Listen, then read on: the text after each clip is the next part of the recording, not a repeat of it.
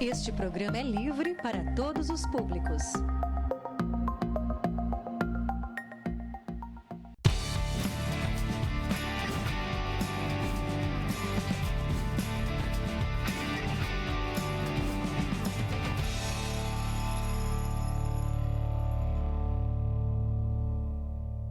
Olá, muito boa noite para você, nosso telespectador da TV Câmara. Eu sou Rebeca Paroli Macou e começa agora mais um Jornal da Câmara.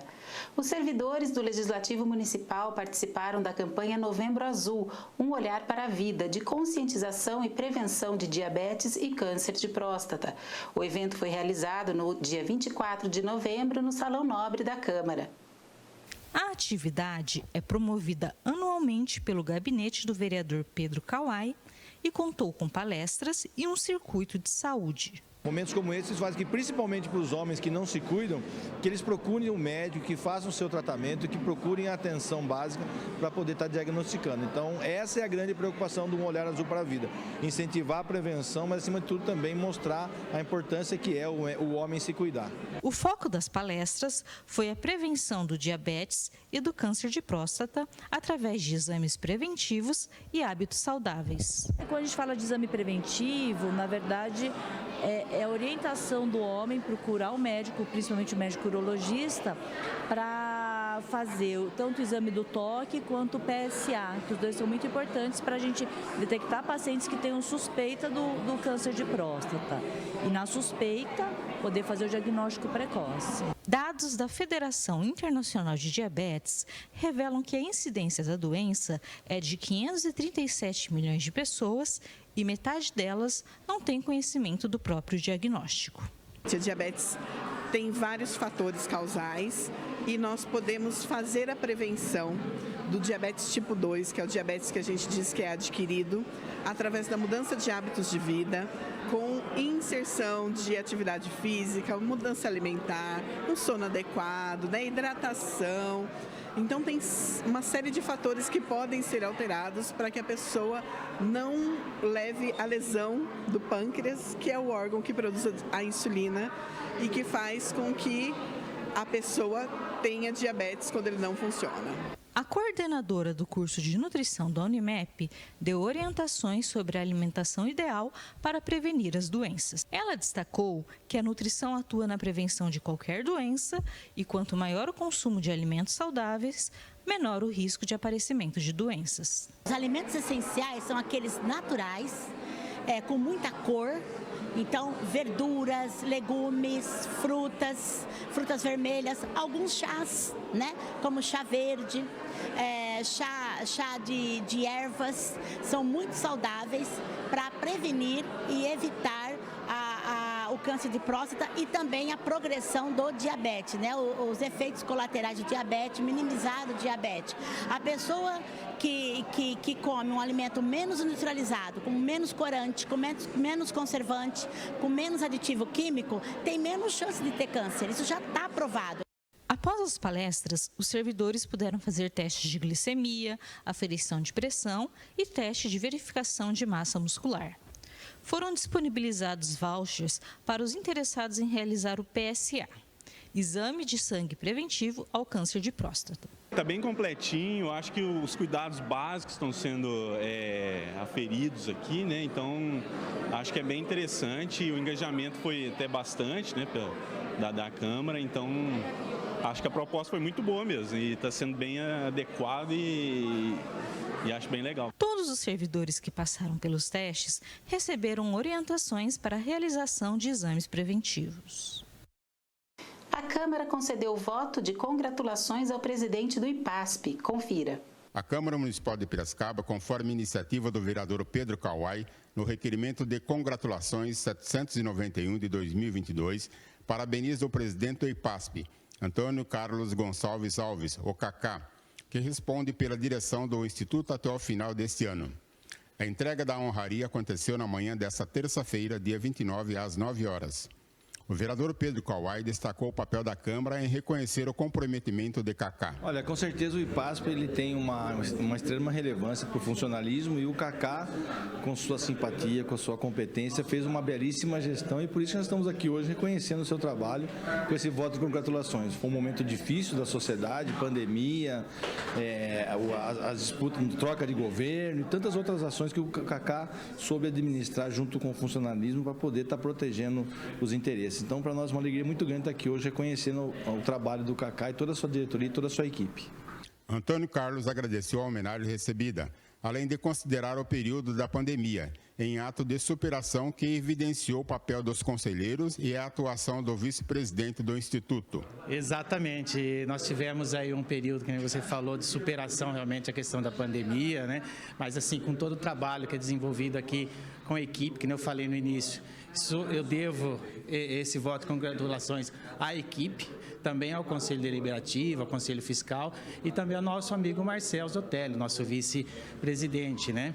Então, quero aqui agradecer ao vereador Pedro Kawai pela parceria, pelo trabalho que tem feito lá à frente à Câmara e também a abertura que tem dado para a gente aí também nesse trabalho de parceria entre PASP e Câmara de Vereadores. Isso é muito importante.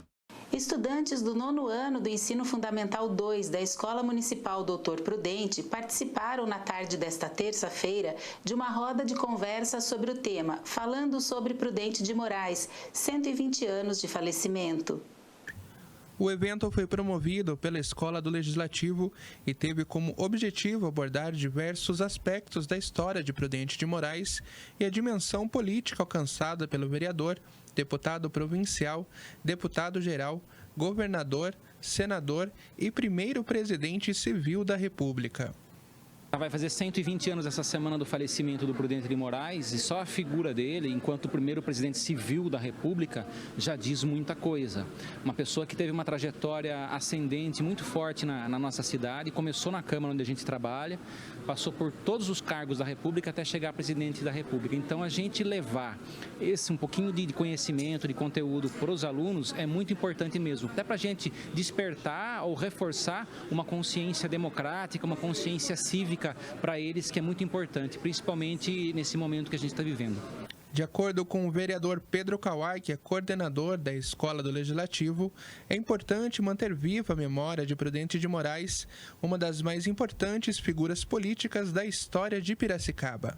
Prudente de Moraes é, sem sombra de dúvida, um dos maiores nomes da história política da nossa cidade. E tanto é que trazer as comemorações, esse bate-papo dos 120 anos do falecimento dele aqui para a Escola do Dr. Prudente, que leva o nome dele, é trazer para os alunos o conhecimento de quem foi, como foi a participação dele na vida política da nossa cidade, do nosso estado, do nosso país. Então, é um resgate, é um aprimoramento do conhecimento dos alunos, e para a gente é um grande engrandecimento ter essa interação com eles. Então, gratificante seria a palavra mais certa para a tarde de hoje.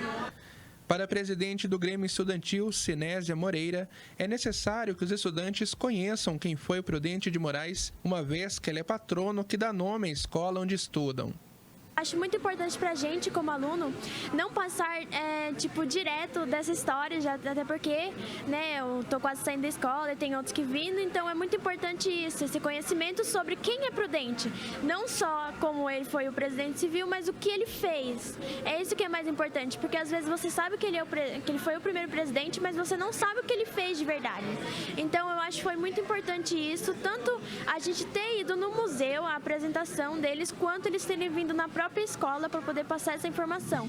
Foi muito importante para aumentar a nossa cultura e o nosso conhecimento, porque é muito importante isso, até porque senão o país não vai para frente sem a cultura e sem a educação. O médico oftalmologista e ex-nadador Rafael Guena Jardim de Camargo tornou-se oficialmente na noite da última sexta-feira, na presença de amigos, colegas de profissão e familiares, cidadão piracicabano, título outorgado pela Câmara Municipal de Piracicaba a pessoas não nascidas no município, mas cuja trajetória está intimamente ligada ao desenvolvimento da cidade. A cerimônia de entrega da honraria, proposta pela vereadora Ana Pavão, aconteceu no Salão Nobre Eli de Campos Melges e concedeu ao ex-nadador e médico oftalmologista, nascido em 28 de janeiro de 1977, na cidade de São Paulo, o título de cidadão piracicabano. A homenagem é concedida a pessoas não nascidas na cidade, mas que contribuem para o desenvolvimento de Piracicaba e região. Eu estou muito feliz, porque na verdade o Rafa, como a gente pode chamar, que somos amigos desde a época de cursinho, nós temos uma amizade muito forte, que depois ele foi fazer faculdade, saiu daqui e teve um distanciamento, mas a vida nos uniu de novo dentro de um hospital. Então o Rafa é um querido, eu não sabia que ele não era piracicabano, porque eu sempre achei que ele era daqui da terra. Porque sempre defendeu a terra com muito orgulho, né? Piracicaba com muito orgulho. Então, eu fiz questão de dar esse prêmio para ele, porque para ele é um prêmio, né? Ganhar como cidadão piracicabano, porque ele é mais do que piracicabano. Ele é um caipira da gema. Formado em medicina pela USP Ribeirão Preto, Rafael Guena Jardim de Camargo é um dos fundadores do Hospital de Olhos de Piracicaba, que atende diversas especialidades da oftalmologia, tanto na parte clínica quanto cirúrgica. Ele também desenvolve diversos trabalhos e ações sociais voltadas ao atendimento de pessoas em situação de vulnerabilidade. Rafael Guena também coleciona inúmeros títulos na natação, esporte ao qual se dedicou por 15 anos. Exemplos são a conquista do Mundial Júnior em 1996 na Finlândia, vice-campeonato sul-americano em 1995, vitória em 4 campeonatos brasileiros, além de diversos outros títulos nacionais e regionais. Eu já me considero piracicabano desde quando eu nasci, né? Eu acho que o amor que eu tenho pela essa cidade, não tem nenhuma outra cidade que signifique mais do que para mim do que aqui. Eu construí minha vida aqui, eu me dedico a ela, que é a comunidade que eu amo, que eu moro, né? Receber essa homenagem é uma surpresa agradável, assim, e vai ficar marcado para sempre aí comigo e com o resultado dos trabalhos que a gente faz, com sentido e com amor aí, e cuidando de toda a cidade, tentando fazer sempre o bem aí, o melhor para todo mundo.